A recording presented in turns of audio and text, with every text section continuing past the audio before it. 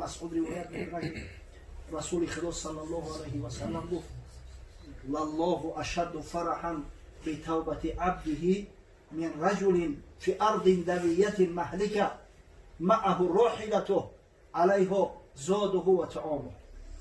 خداوند میگه به توبه بنده چنان خرسند میشود که همین تصور کنه یک مرد در بیابان، در اون بیابانای همه قمه در هزارها کیلومتر آب نوشیدنی نداره،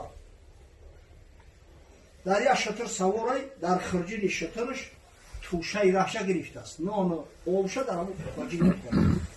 فنام فاستیقظ و قد ذهبت. یا بتا کمی او میگه در تایمی بتا گرمای کمک درست میکشه بر رحمت دوام میکنه. ای خوب میخیزه که شکر برفته است. فطلبها حتی ادرکه العطش.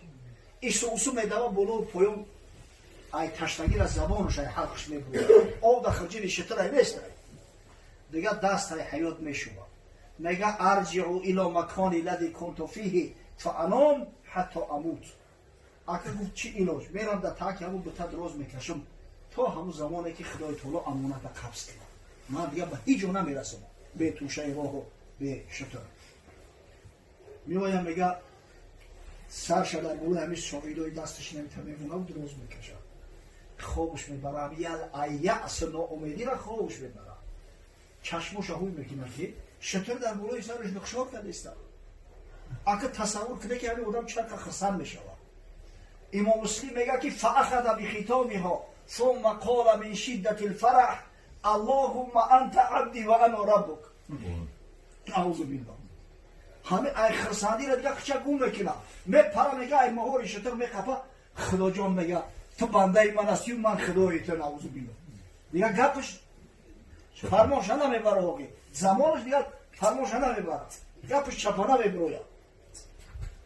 اخطأ من شدة الفرح ای خرسندی را چه گم میکنه. خطا میکنه. و حضرت بشارت داد گفت فالله اشد فرحا بتوبة عبده المؤمن من هذا الرجل بزاده و طعامه و شرابه.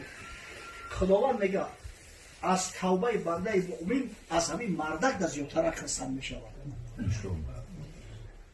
الله اکبر. کرم بینا لطفی خداوندگار گناه بنده کرده است او شرمسار.